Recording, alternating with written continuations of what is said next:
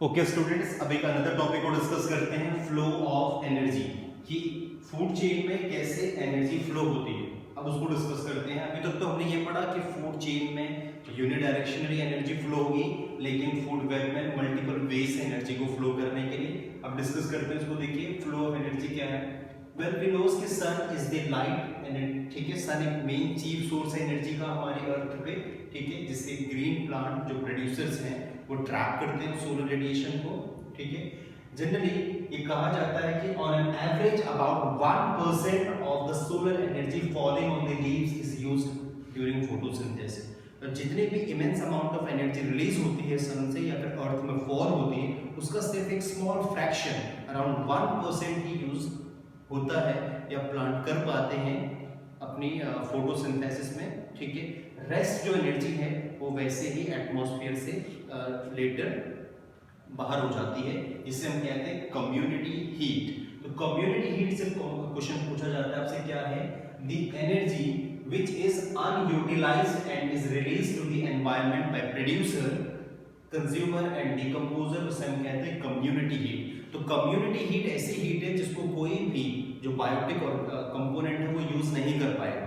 It means that ये heat हमें सन से मिलेगी जो यूज नहीं हो पाएगी और लेटर एनवायरनमेंट में ऐसे ही रिलीज हो जाएगी, ठीक है। Let's discuss 10% law. 10% लॉ क्या है, देखिए इससे क्वेश्चन पूछता है आपके एग्जाम में। लिंडमैन एक साइंटिस्ट थे जिन्होंने 1942 में 10% का लॉ दिया। क्या कहते हैं 10% लॉ?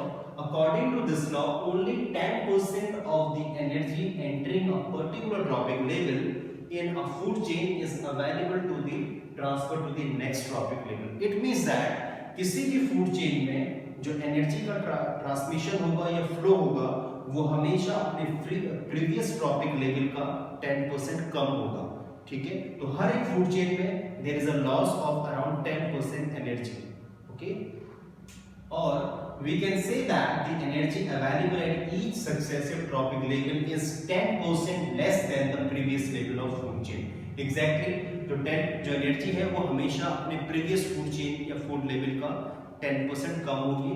फॉर एग्जांपल अगर हम बात करें फूड चेन की, जैसे ये ग्रास है, ग्रास ऊपर है और फ्रॉग है। एक सिंपल सी फूड चेन की बात करते हैं। फॉर एग्जांपल यहाँ पे 100 जूल एनर्जी अवेलेबल है, ठीक है। तो 100 जूल एनर्जी का 10% क्या होगा 100 जूल, ठीक है। And then 10% of 100 joule will be 10 joule. तो मतलब फ्रॉग को 10 जूल एनर्जी ऑब्टेन होगी जब वो ग्रासहोपर को फीड करेगा और ग्रासहोपर को 100 जूल एनर्जी ऑब्टेन होगी जब वो ग्रासेस को फीड करेगा, ठीक है। तो ऐसे क्वेश्चन आपसे पूछे जाते हैं एग्जाम में कि फ्लो ऑफ एनर्जी से। तो हमेशा याद रखना है कि हर एक सक्सेसिव ट्रॉपिक लेवल में जो एनर्जी होगी वो अपने प्रीवियस लेवल का 10% कम होगी, ठीक है। इसी को हम कहते हैं 10% लॉ, ओके। अब इसमें ये भी इंपॉर्टेंट है कि इसीलिए मैंने कहा था आपको कि फूड चेन में हमेशा जो ट्रॉपिक लेवल है वो कम होनी चाहिए। द रीजन बीइंग दैट कि ताकि हर एक लेवल तक एनर्जी पहुंच सके, ओके। आगे डिस्कस करते हैं इकोलॉजिकल पिरामिड्स को। इकोलॉजिकल पिरामिड्स क्या है, देखिए a graphical representation of various tropic level of a food chain which form a pyramid shaped structure is called an ecological pyramid. Ecological pyramid का मतलब है कि एक ऐसी फूड चेन जिसमें ट्रॉपिक लेवल पिरामिड के फॉर्म में हो, उसे हम कहते हैं इकोलॉजिकल पिरामिड। इसमें हमेशा प्रोड्यूसर उसके बेस पे होंगे, ठीक है, और जो अदर लेवल है उसमें कंज्यूमर्स प्रेजेंट होंगे, ठीक है। जिसमें कंज्यूमर में कार्निवोरस भी हो सकते हैं, हर्बीवोरस भी हो सकते हैं, ओमनीवोरस भी हो सकते हैं, right, okay. The ecological pyramid are 3 type: pyramid of number, pyramid of biomass and pyramid of energy. One by one we will discuss about all these pyramids, okay. Let's discuss at first pyramid of number, ठीक है। Pyramid of number देखिए simple है कि ऐसा pyramid है जो number show करेगा कि different level of trophic level, ठीक है, कि हर एक ट्रॉपिक लेवल में कितने ऑर्गेनिज्म हैं ये हमें जानकारी मिलेगी पिरामिड ऑफ नंबर से, ठीक है। द शेप ऑफ पिरामिड में B upright and inverted depending upon whether the number of organism is gradually decrease और इंक्रीज, ठीक है। तो जनरली इन्वर्टेड भी हो सकता, स्ट्रेट भी हो सकता है और इन्वर्टेड भी हो सकता है। जैसे देखिए ये वाला जो पिरामिड है ये अपराइट है और ये इन्वर्टेड है, तो डिपेंड करता है नंबर ऑफ ऑर्गेनिज्म पे, ठीक है। तो देखिए पहले बात करते हैं pyramid of number in grassland ecosystem. ये ग्रासलैंड इकोसिस्टम है जो इरेक्ट है और अपराइट है। इसमें ग्रासेस जो है वो T1 फर्स्ट ट्रॉपिक लेवल पे हैं, ठीक है। जनरली इनके नंबर ज्यादा है। T2 पे जनरली कंज्यूमर है, कंज्यूमर में जैसे रैबिट है, ठीक है, फ्रॉग है, ठीक है, माइस है, तो ये T2 लेवल है, सेकंड ट्रॉपिक लेवल पे है। इनकी पॉपुलेशन कम होगी, इनके नंबर्स कम होंगे। थर्ड पे T3 पे स्नेक्स है, ठीक है, कुछ लिजर्ड्स हैं, ठीक है, इनकी पॉपुलेशन जनरली कम होगी इनसे। एंड T4 पे लास्ट आपकी काइट या फिर ईगल्स है, ठीक है, जिनकी पॉपुलेशन सबसे कम होगी। तो वी कैन से दैट कि हर एक ट्रॉपिक लेवल में स्पेशली जो पिरामिड ऑफ नंबर पे है, जब ये अपराइट होते हैं तो जो पॉपुलेशन है या नंबर से जनरली डिक्रीज होंगे, या जो एपेक्स पे सबसे टॉप पे जो कंज्यूमर्स होंगे वो जनरली कम होंगे as compare to producers, right. अगर हम इन्वर्टेड पिरामिड की बात करें, पिरामिड ऑफ नंबर की, जो एक ट्री इकोसिस्टम है, ये ट्री इकोसिस्टम का एग्जांपल है। तो देखिए ट्री इकोसिस्टम में सबसे ज्यादा क्या है, हाइपर पैरासाइट्स हैं। हाइपर पैरासाइट का मतलब होता है कि ऐसा पैरासाइट, ठीक है, जो किसी पैरासाइट की बॉडी में प्रेजेंट हो ऑलरेडी, ठीक है। हाइपर पैरासाइट हम उन पैरासाइट को कहते हैं कि जो किसी पैरासाइट की बॉडी में प्रेजेंट होते हैं, ठीक है। मतलब फॉर एग्जांपल अगर बग्स हैं, लीस हैं, ठीक है, तो इनकी बॉडी में भी जो पैरासाइट है, जो माइक्रोब्स प्रेजेंट है, जो प्रोटोजोअस, जो फंगी प्रेजेंट है, वो हाइपर पैरासाइट के एग्जांपल हैं। तो हाइपर पैरासाइट के नंबर्स ज्यादा होंगे। उसके बाद जो पैरासाइट्स हैं, ठीक है, इनके नंबर इनसे कम होंगे। उसके बाद हर्बीवोरस जो पैरासाइट को फीड करेंगे, राइट, उनके नंबर्स कम होंगे। सबसे कम कौन होंगे, प्रोड्यूसर्स, ठीक है। तो हम बात करें प्रोड्यूसर, जैसे फॉर एग्जांपल एक सिंगल ट्री है, सिंगल ट्री पे मल्टीपल बर्ड्स हैं, ठीक है, मल्टीपल हर्बीवोरस प्रेजेंट होंगे, और उन्हीं मल्टीपल हर्बीवोरस की बॉडी में मल्टीपल पैरासाइट्स होंगे, और मल्टीपल पैरासाइट्स की बॉडी में ऑलरेडी हाइपर पैरासाइट्स होंगे जो माइक्रोब्स या फंगी हो सकते हैं, ठीक है। तो हमेशा याद रखना पिरामिड ऑफ नंबर जो ग्रासलैंड का है वो इरेक्ट होगा, स्ट्रेट होगा, अपराइट होगा, और जो ट्री इकोसिस्टम वो हमेशा इन्वर्टेड होगा। तो ये हमेशा आपसे एग्जाम में पूछे जाते हैं, ठीक है। नेक्स्ट क्वेश्चन है pyramid of biomass. The pyramid of biomass show the total biomass of all the organism at each trophic level. तो हर एक ट्रॉपिक लेवल पे कितना बायोमास है ये बताता है पिरामिड ऑफ बायोमास। अब ये अपराइट भी हो सकता है और इन्वर्टेड भी हो सकता है। लेट्स सी, अपराइट में हमने जनरली वही वाला जनरली इकोलॉजिकल पिरामिड डिस्कस किया है जो हमने प्रीवियस स्लाइड में डिस्कस किया था, पिरामिड ऑफ ग्रासलैंड। ग्रासलैंड का पिरामिड था, देखिए इसमें बायोमास जो इनका है ग्रासेस का ज्यादा होगा, ठीक है। उसके बाद हर्बीवोरस का कम होगा, कार्निवोरस का कम होगा, और जो टॉप कार्निवोरस है उनका सबसे कम बायोमास होगा। सिमिलरली यहाँ पे देखिए ट्री है, ट्री को फीड करने के लिए एलिफेंट है, डियर है, उसके बाद स्नेक्स हैं, और स्नेक्स वगैरह को फीड करने के लिए स्नेक्स हैं, जैकल्स हैं, फर्दर लायंस, ठीक है। तो ये जो है ये जनरली एक ग्रासलैंड इकोसिस्टम कह सकते हैं, या हम फॉरेस्ट इकोसिस्टम कह सकते हैं, जिसमें बायोमास जनरली डिक्रीज हो रहा है, ठीक है। जो बेस पे है उनका बायोमास ज्यादा होगा, और जो एपेक्स पे टॉप पे होंगे उनका बायोमास कम होगा। अगर हम बात करें किसी पॉन्ड इकोसिस्टम की, तो पॉन्ड इकोसिस्टम हमेशा इन्वर्टेड होगा, ठीक है। इन्वर्टेड इज बीइंग, देखिए जो बेस पे होंगे हमेशा उनके क्या होगा, ठीक है, ये जो माइक्रोब्स हैं, राइट, ये हमेशा कम होंगे। इनके ऊपर जो स्मॉल फिश है, और स्मॉल फिश को फीड करने के लिए जायंट फिश है, लार्ज फिश है। तो इस मैनर में ये पिरामिड ऑफ बायोमास इंडिकेट करेगा आपको कि हर एक ट्रॉपिक लेवल पे कितने ऑर्गेनिज्म प्रेजेंट है। अब हम बात करते हैं थर्ड की, तो थर्ड है pyramid of energy. Pyramid of energy क्या बताता है आपको, देखिए दो जो पिरामिड हमने डिस्कस किए, pyramid of number and pyramid of biomass, it may be upright and inverted, ठीक है। वो अपराइट भी हो सकते हैं, इन्वर्टेड भी हो सकते हैं, लेकिन पिरामिड ऑफ एनर्जी हमेशा स्ट्रेट होगा, अपराइट होगा, क्योंकि इसमें एनर्जी का जो फ्लो होगा वो यूनिडायरेक्शनल होगा। It means from producer level to latter consumer. तो देखिए the pyramid of energy show the rate of energy flow at successive level, ठीक है। ट्रॉपिक लेवल में रेट ऑफ एनर्जी के फ्लो को बताता है, and maximum energy remain available at the producer level. Exactly producer level पे हमेशा maximum energy होगी, और उसके बाद the pyramid of energy follow 10% law, हमेशा इसमें 10% लॉ फॉलो होगा, जिसकी वजह से ये अपराइट होगा और एनर्जी मूव होगी from producer to latter other trophic levels, ठीक है। तो देखिए फॉर एग्जांपल यहाँ पर 10,000 किलो कैलोरी एनर्जी अवेलेबल है, तो प्राइमरी कंज्यूमर में 1000 एंड देन सेकेंडरी कंज्यूमर में 100 एंड टर्सरी कंज्यूमर में 10 किलो कैलोरी एनर्जी ही अवेलेबल होगी, क्योंकि पिरामिड ऑफ एनर्जी 10% लॉ को फॉलो करते हैं। I hope you all have understood about all these 3 pyramids, ठीक है, कैसे इन्हें आपको फॉर्म करना है। नाउ लेट्स डिस्कस बायोमैग्निफिकेशन, ठीक है। बायोमैग्निफिकेशन हमने 9th क्लास में भी डिस्कस किया था और ये इंपॉर्टेंट है। तो क्या होता है, देखिए बायोमैग्निफिकेशन और biological magnification is the phenomenon by which harmful chemicals are accumulated in tissue of organism at higher trophic level, ठीक है, ठीक है।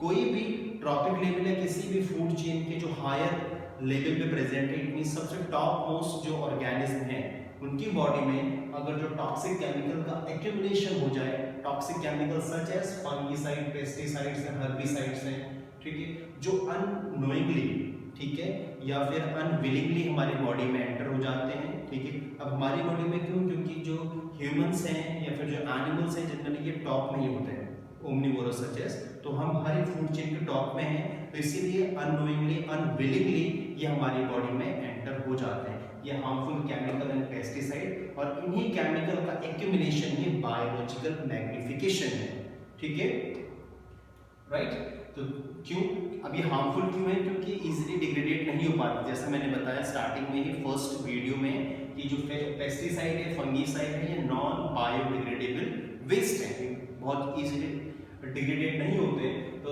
The accumulation of this chemical in our body is called, ठीक है, biomagnification and it brings various health problems, ठीक है, हमारी body में वेरियस प्रॉब्लम कॉज करते हैं, मल्टीपल ऑर्गन फेलियर हो सकता है इससे, ठीक है।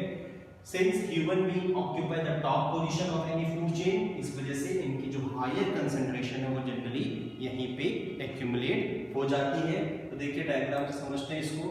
तो देखिए ग्रासेस हैं, ग्रासेस में फॉर एग्जांपल ये कोई क्रॉप फील्ड है, ठीक है, तो इसमें for example pesticide, fungicide use किए, तो देखिए इनको हमने प्लस के साइन से इंडिकेट किया है, तो यहाँ पे इनकी कंसंट्रेशन कम होगी। लेटर जैसे कोई माइस वगैरह इसे कंज्यूम करेगा तो उसकी बॉडी में थोड़ा सा इनकी कंसंट्रेशन बढ़ जाएगी, ठीक है। लेटर अगर स्नेक कंज्यूम करे तो उसकी बॉडी में इनकी कंसंट्रेशन जनरली ज़्यादा होगी as compare to second level of second trophic level. And अगर स्नेक को लास्ट में ईगल कंज्यूम करें तो उसकी बॉडी में मैक्सिमम इन केमिकल्स की या फिर इन सब्सटेंस की कंसंट्रेशन होगी, जो बताता है बायोलॉजिकल मैग्निफिकेशन, ठीक है, right. I hope you all have understood कि कैसे ये जो केमिकल्स हैं ये एक्यूमुलेट हो जाते हैं बॉडी में हमारे टिश्यू लेवल पे, जिससे मल्टीपल प्रॉब्लम्स हो सकती हैं, ठीक है। अब बात करते हैं लास्ट टॉपिक के बारे में कि effect of human activity on the environment. Environment पे ह्यूमन एक्टिविटी का क्या इफेक्ट है, राइट, क्योंकि एनवायरनमेंट डायरेक्टली और इनडायरेक्टली हमारी एक्टिविटी से ही इफेक्ट होता है, राइट। नेचुरल कॉजेज हैं, natural causes such as volcano है, ठीक है, सैंडस्टोन्स हैं, ठीक है, अर्थक्वेक है, तो ये नेचुरल कॉजेज है जिससे डिस्टर्बेंस क्रिएट होता है। But apart from natural causes humans play an important role, ठीक है, इंपॉर्टेंट रोल प्ले करता है जिससे इम्बैलेंस क्रिएट हो सके। तो देखिए कौन कौन से ऐसे इफेक्ट हैं। तो पहला हम डिस्कस करते हैं ओजोन के बारे में, ठीक है। तो ओजोन एक मॉलिक्यूल है जिसमें 3 एटम्स ऑक्सीजन के प्रेजेंट है, एंड दो the oxygen is essential respiration के लिए, लेकिन ओजोन पॉइजनस है, ये हमें रेस्पिरेशन में यूज हम इसे नहीं करते, ओके। अब कैसे ओजोन बनती है, फॉर्मेशन कैसे, देखिए इन दी हायर एटमॉस्फेयर, ठीक है, स्पेशली स्ट्रेटोस्फेयर पे जो सेकंड लेयर है हमारी एटमॉस्फेयर की, ozone is formed by the action of UV rays on molecular oxygen, ठीक है। The high energy UV rays split the oxygen molecules into 2 oxygen atoms. तो देखिए क्या होगा कि जो ऑक्सीजन का मॉलिक्यूल्स है ये स्प्लिट हो जाएगा यूवी रेस से 2 ऑक्सीजन के इंडिविजुअल एटम्स में, ठीक है। And these 2 individual atoms later combined with molecules of oxygen and will form an triatomic molecule known as ozone, ठीक है। ये दोनों कंबाइन होंगे फिर ऑक्सीजन के साथ, फिर बनाएंगे ये O3 जो एक ट्राई एटॉमिक मॉलिक्यूल है, ठीक है, जिसे हम कॉमनली कहते हैं ओजोन। और यही ओजोन लेटर एक लेयर में, ठीक है, जब यही जो गैसेस हैं ये एक प्रोटेक्टिव लेयर क्रिएट कर लें, एक ऐसे शील्ड क्रिएट करें, ठीक है, जो हमें प्रोटेक्ट करे, उसी को हम कहते हैं ओजोन लेयर या ओजोनोस्फीयर। ठीक है, तो क्या है देखिए ओजोन लेयर हायर लेवल पे एटमॉस्फेयर के जो 20 टू 50 किलोमीटर है, जिसे हम कहते हैं स्ट्रेटोस्फीयर। ओजोन गैस O3 एक प्रोटेक्टिव शील्ड या लेयर क्रिएट करती है हमारे अर्थ के चारों ओर, जिसे हम ओजोन लेयर कहते हैं। इसका काम है कि अर्थ से सन से आने वाली हार्मफुल यूवी रेस से हमें प्रोटेक्ट करना। ठीक है, ये रेस काफी डेंजरस है हमारी बॉडी के लिए भी और अर्थ में सर्वाइवल के लिए भी, लिविंग ऑर्गेनिज्म के। तो इफेक्ट क्या होगा कि ओजोन लेयर क्यों डिप्लीट हो रही है, क्या क्या रीजन है उसके पीछे। तो देखिए, the depletion of ozone layer is due to the use of chemicals like chlorofluorocarbons, जिसे हम CFC कहते हैं, and other ozone depleting substances. कौन कौन है देखिए, एग्जाम में पूछा जाता है आपसे। ओजोन डिप्लीटिंग सब्सटेंस है जैसे आपके सल्फर डाइऑक्साइड है, नाइट्रोजन डाइऑक्साइड है, मीथेन है। ठीक है, तो ये सभी क्या है, ओजोन डिप्लीटिंग सब्सटेंस है। ठीक है, जो जनरली हमारे डेली बेसिस में यूज होने वाले instrument such as refrigerator, air conditioner, fire extinguisher, इनसे रिलीज होते हैं। ओके, जब ये गैसेस या ओजोन डिप्लीटिंग सब्सटेंस स्ट्रेटोस्फीयर में चले जाते हैं तो ये क्या करते हैं, ओजोन लेयर पे डिपॉजिट हो जाते हैं और फिर धीरे धीरे उसको डिस्ट्रॉय करते हैं। ठीक है, जिससे ओजोन लेयर में होल होने शुरू हो गए। जनरली हमारे जो दो पोल हैं अर्थ के, north pole and south pole, उनमें ये होल ऑब्जर्व किए गए हैं। ठीक है, जनरली ये कहा जाता है कि अगर आज ही, ठीक है, हम इन इंस्ट्रूमेंट को जैसे रेफ्रिजरेटर वगैरह जो हैं, ठीक है, एयर कंडीशनर के यूज को बंद करें तो it will take around 100 years। ठीक है, तब तक इतना समय लगेगा कि उस CFC की कंसेंट्रेशन को मिनिमाइज करने में या फिर रिड्यूस करने में। तो हम ऑलरेडी इतना CFC वहाँ पे डिपॉजिट हो चुका है उस लेयर पे। ठीक है, तो क्या क्या एफर्ट्स जनरली डाले जा रहे हैं जिससे ओजोन के को बचाया जा सके। देखिए, मॉन्ट्रियल इन 1987 में, ठीक है, यूनाइटेड नेशन एनवायरमेंटल प्रोग्राम जो UNEP, ठीक है, एक UN की बॉडी है जिसने एक प्रोटोकॉल साइन किया था कुछ कंट्रीज के बीच में कि जिससे हम CFC के प्रोडक्शन को फ्रीज करेंगे। ठीक है, और ये इफेक्ट कब से हुआ था, 1986 से। ओके, तो 1986 में स्टार्ट हुआ था और ये इफेक्ट हो गया था 1989 में। इसके बाद कुछ कंट्रीज में जो डेवलपिंग और डेवलप्ड कंट्रीज हैं, ओजोन के यूज को मिनिमाइज किया गया और उन जनरली हम इंस्ट्रूमेंट कहें या फिर उन ऑब्जेक्ट्स को बैन किया गया जो इन ओजोन को या फिर CFC ओजोन डिप्लीटिंग सब्सटेंस को प्रोड्यूस करते हैं। ठीक है, तो ये कॉमन से एक्टिविटीज थी हमारी जो ओजोन को डिप्लीट करते हैं। I hope you all have understood.